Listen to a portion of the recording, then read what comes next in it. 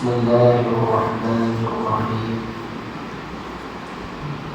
الحمد لله رب العالمين، وأفضل الصلاة وأتم التسليم على حبيبنا محمد وعلى آله وأصحابه والتابعين ومن تبعهم بإحسان إلى يوم الدين. سبحانك لا علم لنا إلا ما علمتنا إنك أنت العليم الحكيم. رب اشرح لي صدري ويسر لي أمري واحلل عقدة من لساني يفقهوا قولي. ولا حول ولا قوة إلا بالله العلي العظيم. آمين. أما بعد. Assalamualaikum warahmatullahi wabarakatuh.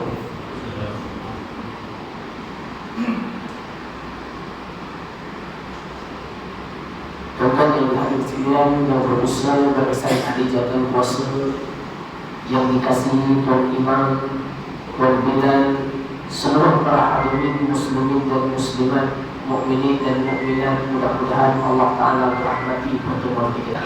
Jadi hadirin yang saya kasih sekalian, kita bermohon kepada Allah Ta'ala semoga Allah merahmati pertemuan kita, Allah memudahkan usaha kita, dan Allah mengikhlaskan niat saya dan niat kita semua. Kita mohon kepada Allah SWT semoga apa yang akan kita bicarakan daripada pengajian ini Allah Ta'ala berikan bimbingan dan bimbingannya, dan kita semua dapat mengambil sebanyak mungkin kebaikan mudah-mudahan daripada ayat yang akan kita baca dan hadis-hadis Nabi SAW yang akan sama-sama kita jadikan panduan. Tuan-tuan yang saya kasih sekalian, saya diminta untuk menghurai sedikit berkaitan dengan akidah ataupun tauhid. Sebelum saya pergi lebih jauh tentang akidah ataupun tauhid, perkataan akidah diambil daripada perkataan aqada, ain, qaf, dal. Aqada. Aqada dalam bahasa Melayu orang sebut akad. Okey, perkataan aqada iaitu makna akidah ini maknanya adalah simpulan atau ikatan. Maka orang yang melakukan akad nikah artinya orang yang telah melakukan ikatan dan simpulan perkahwinan. Orang yang melakukan akad jual beli artinya orang itu telah melakukan ikatan dan simpulan aku jual dan kamu beli. Orang yang melakukan akad yang disebut sebagai akad sewa menyewa, akad apa juga akad tuan, maka semua itu namanya adalah ikatan dan simpulan. Tetapi perkataan akidah memiliki makna yang lebih dalam daripada akad perniagaan, lebih dalam daripada makna akad pernikahan, kerana makna akidah itu adalah ikatan perjanjian dan penerimaan seorang hamba bahawa Tuhan penciptanya adalah Allah. Tuhan penciptanya adalah Allah. Dan akidahnya, keyakinannya, kepercayaannya pula menuntut bahawa dia meyakini bahawa pentadbir dan pencipta alam ini hanyalah Allah dan tidak ada selain daripadanya.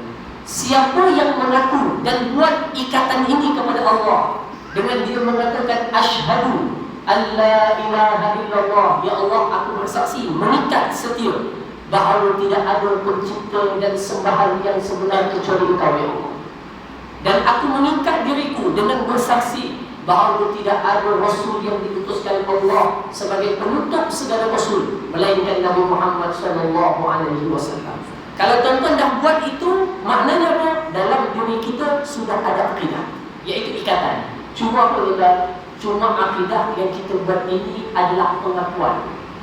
Bila kita mengaku, belum kuat pengakuan tadi sampai kita benar-benar kenal siapa yang kita akui tadi. Faham tak? Dan itulah perbincangan ilmu akidah. Jadi tuan-tuan, kalau kita nak tanya, Ustaz, ilmu akidah ni bincang apa? Kalau bincang percaya saja, kami dah ucapkan syahadat. Jadi apa yang dibincangkan dalam ilmu akidah, iaitu ilmu pada mengenal Allah sebagaimana Allah mengenalkan zatnya di dalam kitab suci Al-Quran. Dan ilmu mengenal Nabi Muhammad SAW dan seluruh para nabi sebagaimana yang telah warid daripada wahyu dan juga nas. Dan ilmu dalam mengenali perkara-perkara yang ghaib yang telah dibicarakan oleh Allah dan difahamkan kepada kita menerusi catatan-catatan para ulama berdasarkan kefahaman mereka terhadap Quran dan Sunnah. Jadi tuan-tuan faham tak apa itu akidah? Akidah adalah ilmu tauhid yang memahamkan manusia untuk mengenal siapa pencipta Allah Subhanahu wa taala. Dan ilmu yang nak mengenalkan kita kepada siapakah Rasul utusan Allah. Jadi bukan sekadar kita tahu Allah Tuhan tu, tak habis lagi. Dia mesti bawa kepada satu naqtah yang lain, iaitu kita kenal siapa Allah yang menciptakan kita. Kalau saya kata kepada tuan-tuan percaya tak bahawa cerik air yang dihidupkan ataupun yang dipanaskan, minta maaf, cerik air yang dihidupkan switchnya kalau dipegang panas, percaya tak? Maka tuan-tuan akan katakan percaya dia panas. Tetapi tuan-tuan tak kenal cerik itu jenamanya apa, dibuat daripada stainless steel yang mana, dibuat daripada syarikat mana, negara mana, pamer. Maknanya mengakui cerik yang dipanaskan, okey, adalah cerik yang dihidupkan apinya, diisi air, dia akan panas. Tuan-tuan mengaku, percaya tak dia panas? Percaya, itu namanya pengakuan. Tetapi tahu tak cerik yang dimaksudkan tadi jenamanya apa? Tak tahu. Saiznya pun tak tahu, isi padu airnya tak tahu. Begitulah kebanyakan Muslim yang telah mengenal dan mengakui Allah adalah Tuhannya. Betul? Okey, betul. Tetapi tuan-tuan, siapakah Allah yang kamu akui itu? Sifatnya, perbuatannya, keluasan ilmunya, rahmatnya, ketinggiannya, asma'nya, sifatnya, tahu tak? Jadi ada yang kata tahu, maka kadar pengetahuan kita itulah kadar pengenalan kita kepada Allah. Faham tak? Jadi pengenalan kepada Allah semakin bertambah, pengenalannya kepada Allah semakin bertambah kekuatan akidah. Semakin kurang pengenalannya tentang Allah, semakin lemah pegangan akidahnya.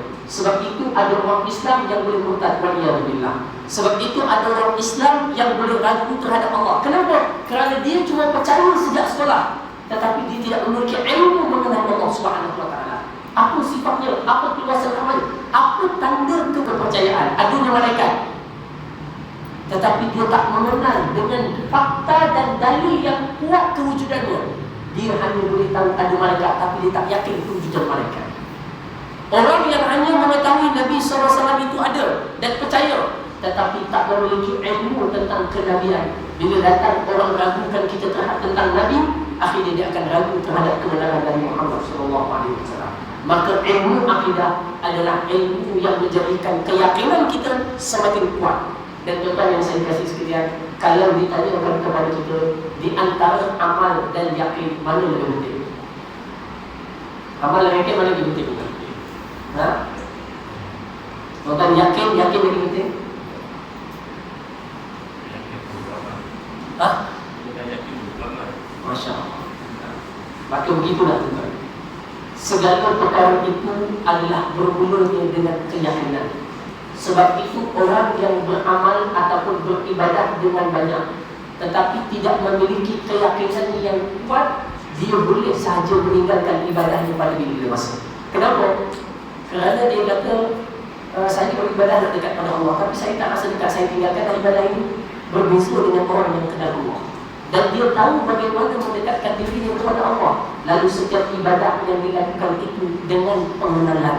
Semakin dia kenal, semakin dia dekat, semakin dia dekat, keyakinannya semakin bertambah. Sebab itulah Allah Ta'ala selalu sebut dalam Quran, Allah Ta'ala gunakan kata-kata innal ladzina amanu barulah wa amilus sholihat. Mereka-mereka yang beriman, yakin dan percaya barulah disebut beramal soleh. Allah sebut dalam surah Al-Kahfi, tuan baca malam ni ataupun besok pagi, innal ladzina amanu wa 'amilus solihati kanat lahum jannatul firdausi nuzula.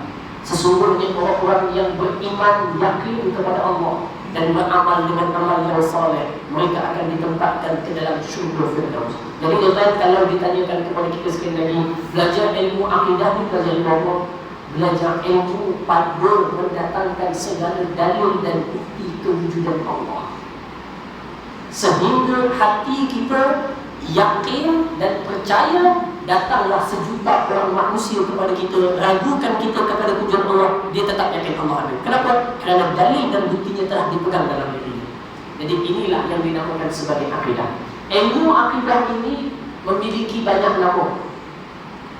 Ada orang namakan akidah, ada orang namakan tauhid, ada ulama yang menamakan tauhid.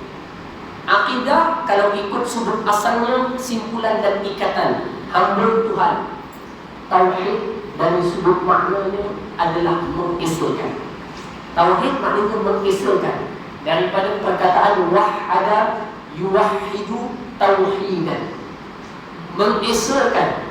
Artinya apa? Orang yang mempelajari ilmu tauhid semakin bertambah ilmunya tentang Allah, semakin dia meyakini Allah adalah esa dan tidak akan ada berbilang-bilang, tidak akan ada syirik baginya. Semakin bertambah pengetahuan kita tentang Allah, semakin kita akan katakan Allah Tuhan mesti satu. Akalnya tak boleh merubah Tuhan itu 2, 3, 4 atau berkongsi, tak boleh. Sampai begitu keyakinan seseorang tentang Allah Subhanahu wa taala. Tuan-tuan, dulu zaman kita sekolah, hatta zaman saya sekolah dulu, kita belajar ilmu akidah. Kita belajar, tapi kita tak rasa keesaannya itu. Kita cuma tahu tulis kat pemeriksaan macam ni. Tetapi apabila kita semakin besar, Allah bukakan jalan belajar, Allah berikan kita pengalaman hidup yang susah, sakit dan sebagainya, menjadikan keyakinan kita kepada Allah tak macam zaman sekolah dulu. Bila kita ditimpa musibah, kita berdoa pada Allah dengan yakin dan kita rasa memang Allah dengar doa kita, mustajab. Jadi ini perkara yang perlu kita perhalusi bersama untuk kita fahami bahawa akidah tauhid tujuannya adalah untuk mengisahkan Allah. Maksud mengisahkan apa? Hati kita tak boleh pergi, tak ada Tuhan, mesti ada Tuhan. Dan hati kita tidak boleh menerima kalau tidak ada pencipta. Dia mesti kata ada yang mencipta. Mesti ada pencipta. Dan pencipta itu mesti esa. Bukan esa daripada sudut tunggalnya satu, tetapi esa tidak ada yang seperti. Dia itu adalah dia dan tidak ada seperti dia. Sifatnya adalah sifat dia, tak ada yang sama sifat dengan dia. Zatnya adalah zat dia, tidak ada yang sama dengan zat dia. Tuan-tuan sebutlah apa Tuhan yang ada, Gandhi ke, Vishnu ke, Siva ke, dia tidak akan menyamai Tuhan yang kita sembah, Allah Ta'ala. Kenapa? Semua selain Allah diciptakan, Allah tidak diciptakan. Kerana dia adalah pencipta. Boleh kan? Jadi ini asal. Dia boleh masuk ke kita. Nama lain bagi ilmu tauhid, akidah. Kedua, tauhid. Ketiga, namanya usuluddin. Namanya usuluddin. Usul maknanya apa? Asas-asas atau teras-teras.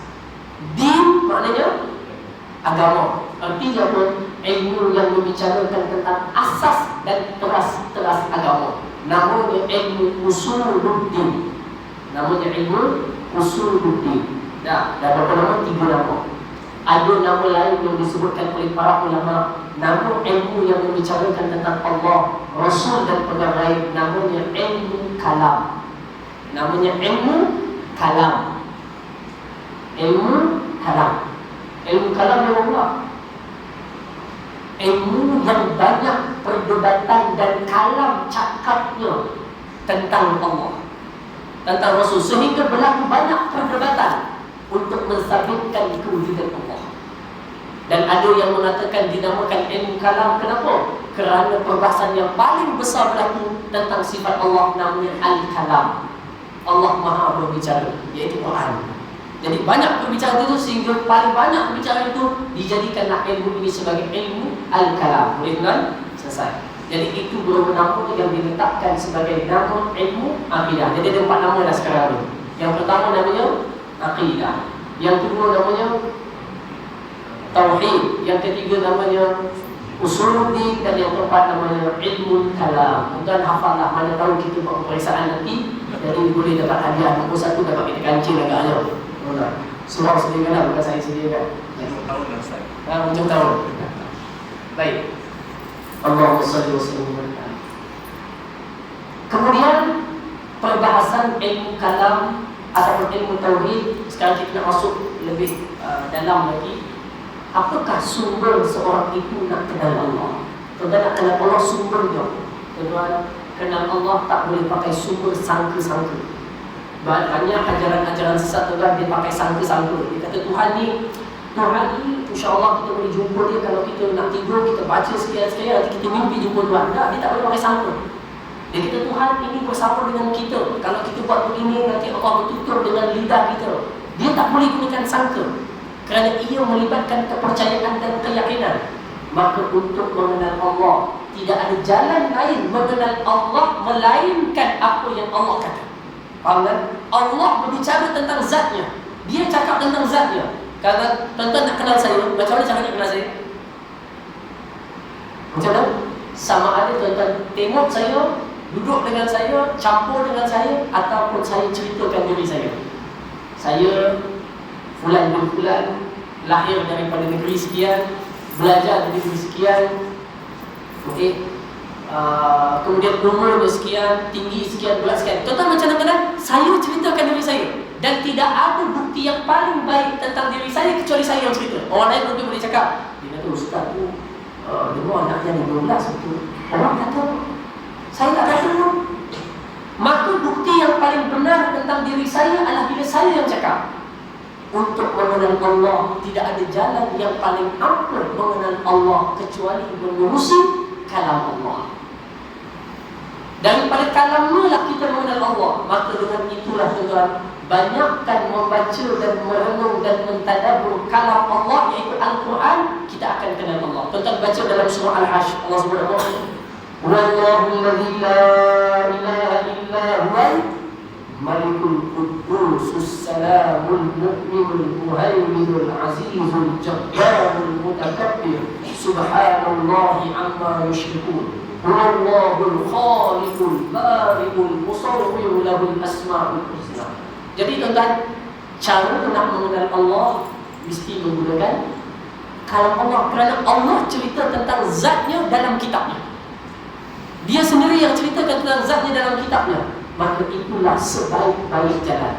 Tetapi tuan-tuan, ulama meletakkan ada jalan kedua selepas Al-Quran dan apa yang Nabi ceritakan. Maka ada jalan yang kedua. Jalan yang kedua ini juga Quran rintis, tetapi bukan menggunakan kalam Allah, dipanggil menggunakan logik akal. Kenapa logik akal? Kerana Allah jadikan akal ini, dia memiliki sifat yang boleh diterima dan boleh tak diterima sesuatu. Tuan-tuan yang saya kasih sekalian, tuan-tuan setuju tak kalau saya katakan, tuan-tuan setuju tak kalau saya katakan seorang lelaki bernama Zaid. Zaid dilahirkan oleh ibunya, betul? Dan umur Zaid lebih tua daripada umur ibunya. Tuan-tuan boleh terima dengan akal yang logik?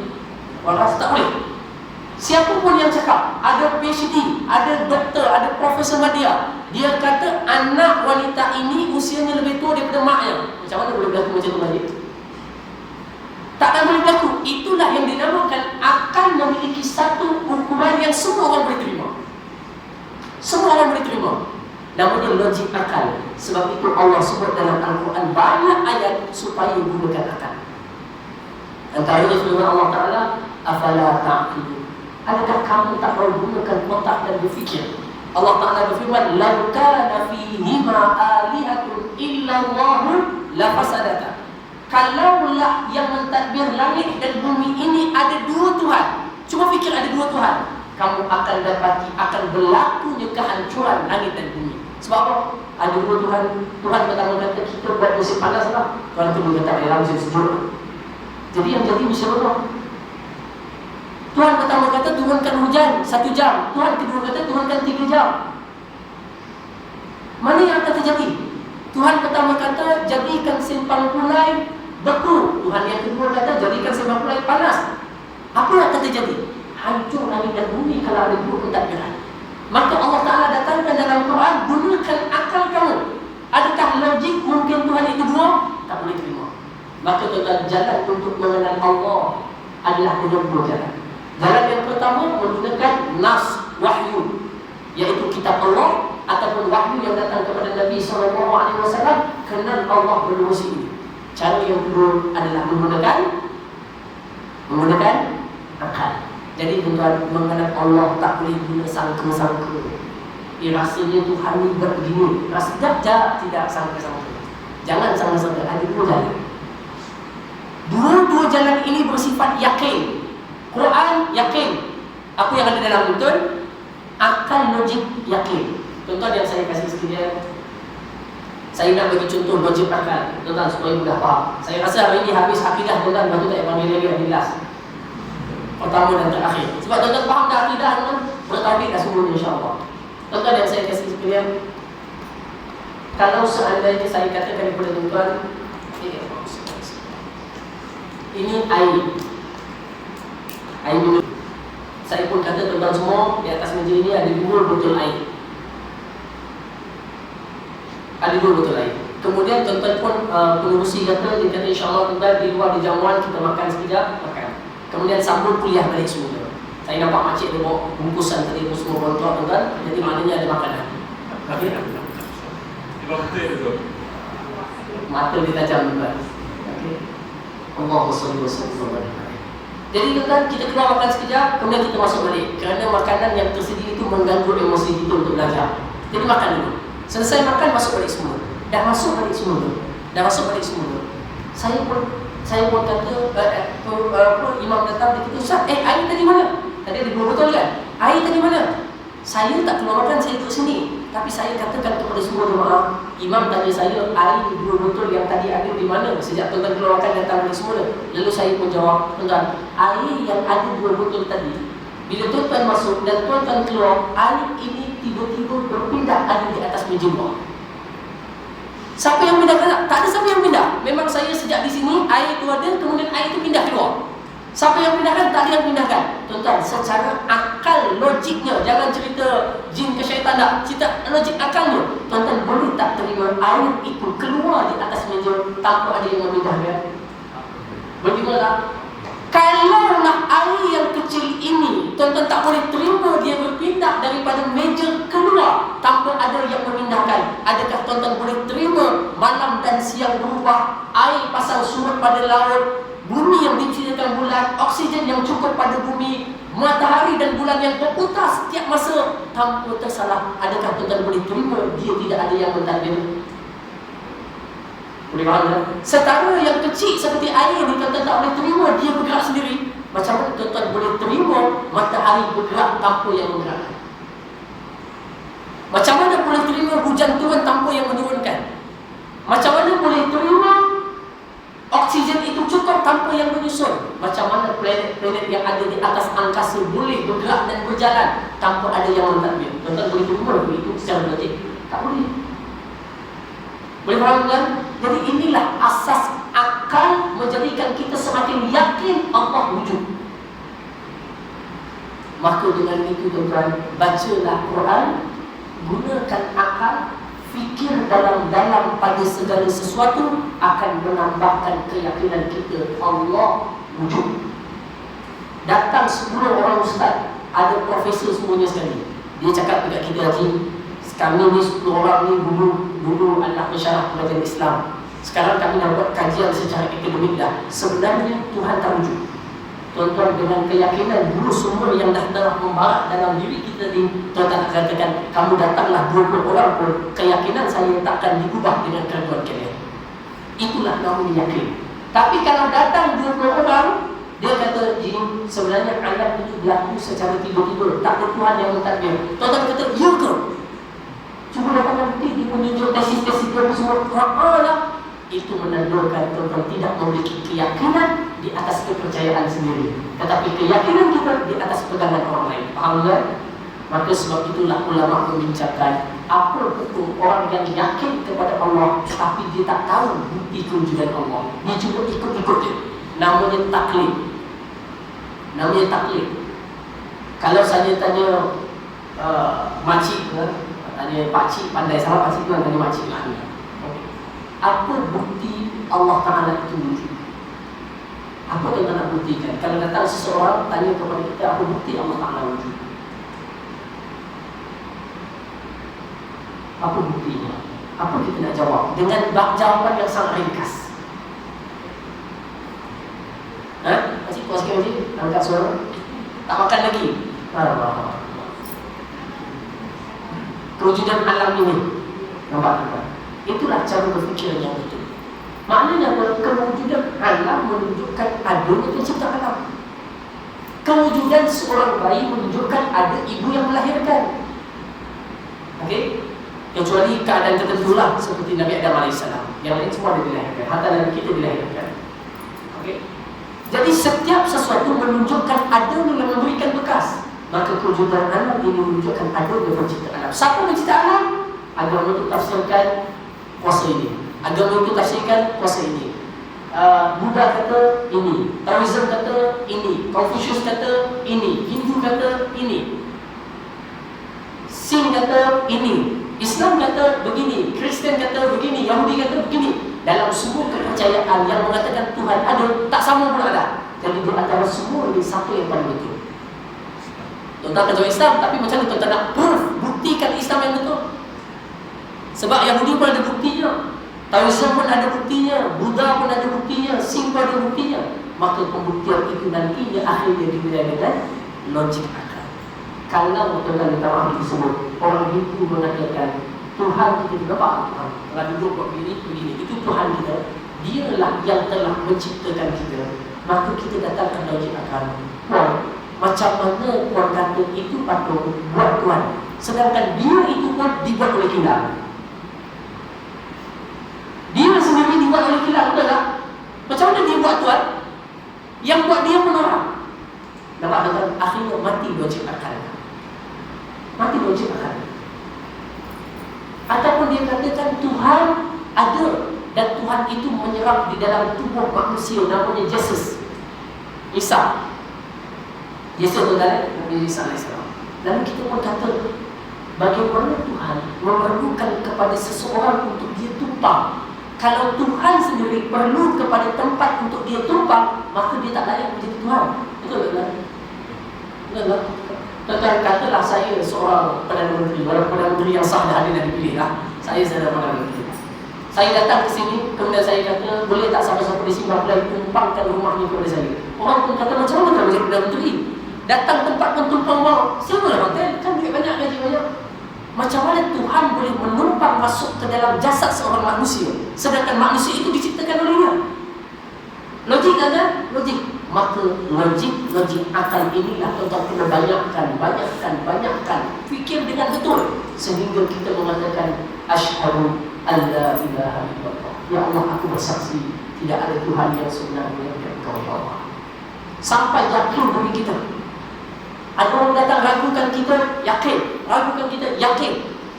Tuan-tuan doa Allah makbulkan, tambah lagi yakin. Kita mengatakan Allah yang menunjuk. Jadi tuan-tuan keyakinan ini sangat penting. Inilah yang namanya iman, dan inilah yang nanti berhasil dan beruntung kita di akhirat Allah Subhanahu wa ta'ala. Tuan-tuan yang saya kasih sekalian, hal ini perlu kita sama-sama cermati dan amati dengan baik untuk kita fikirkan bersama bagaimana Allah Subhanahu wa ta'ala mengenalkan dirinya, zatnya kepada kita dengan pelbagai bentuk bukti yang kita kena renung. Masalah kita dengan saya dengan kita semua, kita tak maksimalkan penggunaan akal kita untuk mengenal Allah. Tak gunakan akal kita untuk mengenal Allah. Dan kita tak gunakan kederak yang kita ada untuk baca kitab Allah. Quran pun nak suruh orang baca. Nak buka terjemahan Quran pun kita tak nak. Inilah masalah yang menjadikan kita tak mengenal Allah. Oleh itu tuan, saya nasihatkan dan ingatkan diri saya dan kita semua, ambillah waktu untuk kita duduk tadabbur kitab Allah, untuk kenal Allah, kenal perbuatan Allah, kenal sifat Allah, kenal keesaan Allah, kenal keagungan Allah, kenal kebesaran Allah, kenal ilmu Allah, dan gunakan akal kita semaksimal mungkin untuk kita benar-benar meyakini bahawa tidak ada satu pun yang ditakdir melainkan adanya pentadbir.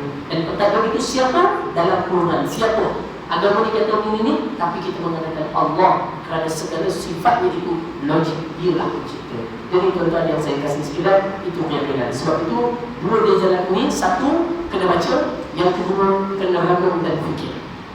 Nak renung fikir ni kadang-kadang kita tak pandai. Tak pandai kadang-kadang nak renung dan fikir tujuan Allah. Maka dia memerlukan kepada para ulama yang telah memudahkan kita untuk merenung. Saya bagi contoh kan, dekat tangan saya ni ada satu buku. Saya berikan ada buku lah. Fakta sains dalam Al-Quran, langit dan bumi, matahari, bumi, bulan, laut, yang kalau dibaca akan kita katakan mustahil pencipta ini tak ada. Ada seorang tokoh yang terkenal namanya Syekh Abdul Majid Az-Zindani, mengarang kitab namanya Tauhid, yang membicarakan tentang segala bukti kewujudan Allah menerusi alam yang ada ini. Baca seperti itu. Kalau tuan-tuan tak pandai nak beli, tak pandai nak baca banyak-banyak, tuan-tuan Google je. Sekarang saya rasa makcik, tak ada makcik yang nak main handphone sekarang. Tak ada lah tuan-tuan. Kalau saya tanya ada WhatsApp tak? Tuan-tuan berasap asap bukan main WhatsApp. Cuba tekan sekali dekat Google. Cuba tekan sekali dekat Google. Tulis tanda-tanda kewujudan Allah menerusi penciptaannya. Bukti kewujudan Allah menerusi ciptaannya. Tulis, baca sikit. Enggak, dah siap WhatsApp cucu, WhatsApp anak, WhatsApp apa semua dah siap dah? Buka Google, tulis. Sekarang kita nak semua dia. Kita nak masak dodol, kita pandai Google, tulis dodol. Segera, keluar, pandai buat. Nak masak kuih lapis, tekan kuih lapis, keluar. Enggak.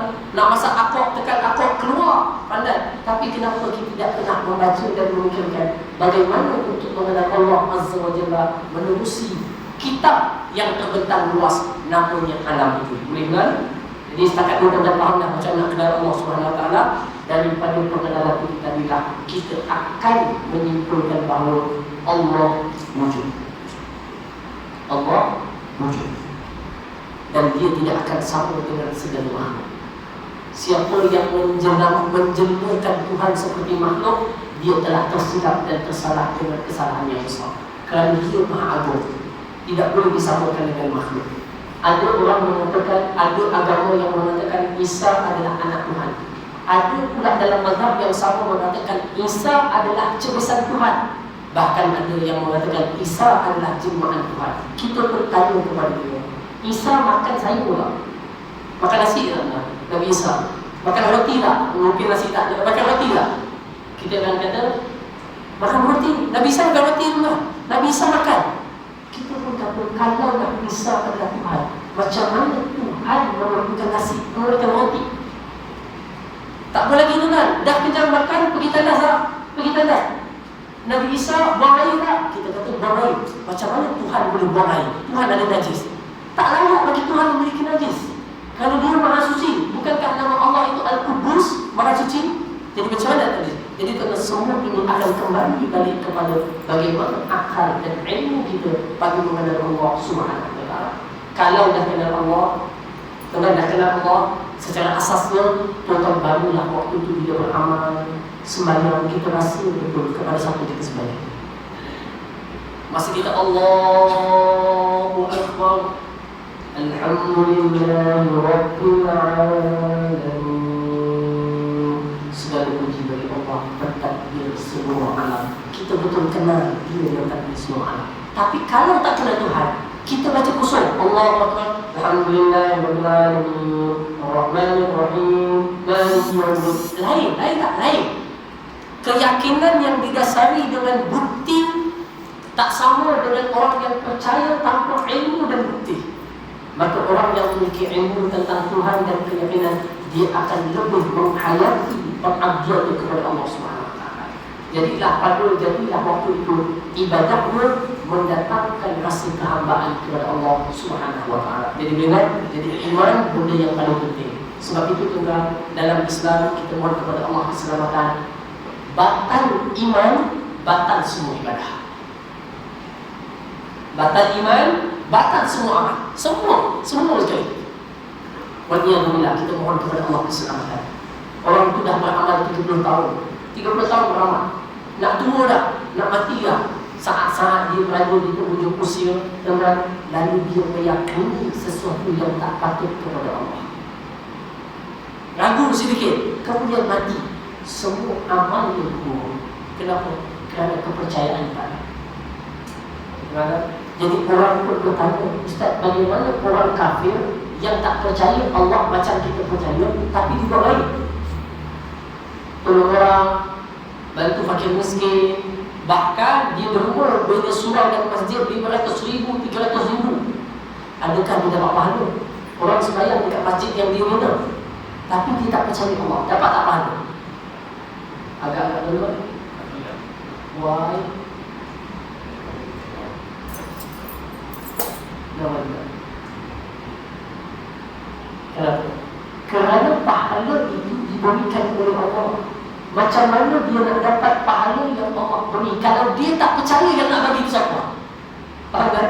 Dia tak percaya yang nak bagi itu siapa? Seperti dia melakukan amal bukan kerana majikan itu, tapi kerana yang lain. Walaupun dia orang baik. Sebagai contoh yang mudah, ada seorang Indo ke Bangladesh datang, dia kata, pengurusi, tuan, boleh saya cuci masjid? Boleh. Berapa upah kalau saya cuci masjid bersihkan? Dia kata upah saya bagi sehari RM70 sampai bersih. Okey, baik, terima kasih. Jadi saya akan buat.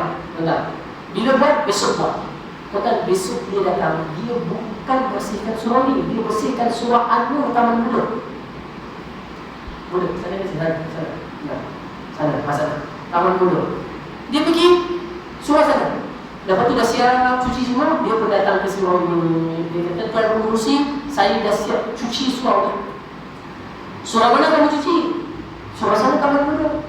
Dia kata, ini surau saya punya. Kalau kamu buat di sini, saya bagi gaji. Ini kamu buat untuk orang lain, minta gaji kat saya.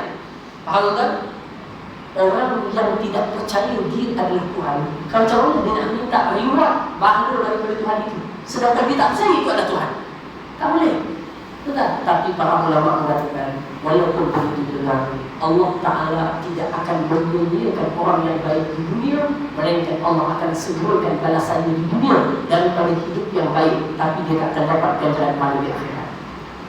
Takkan pahala di waktu tak dapat, tapi dimudahkan tuan-tuan urusannya di dunia. Mungkin matinya mudah sikit, ataupun hidupnya ada happy sikit, tapi dia tak akan dapat di akhirat. Kerana nak dapatkan pahala di akhirat, syaratnya amanu wa amilus sholihat. Mesti beriman, yakin dan percaya. Jadi tuan-tuan dari sinilah apa kita boleh simpulkan, keyakinan dan kepercayaan adalah sangat penting. Sangat penting. Belajar tentang siapa yang kita sembah lebih penting, tuan-tuan, daripada kita belajar cara sembahannya. Sebab kalau tak kita sembah siapa? Tuan-tuan, maka dengan itu dia berat, pelajari, tambahkan ilmu kita pada mengenal Allah Subhanahu Wa Taala. Semoga keyakinan kita bertambah kuat dengan keyakinan kita yang tertancap saat kita menyebut la ilaha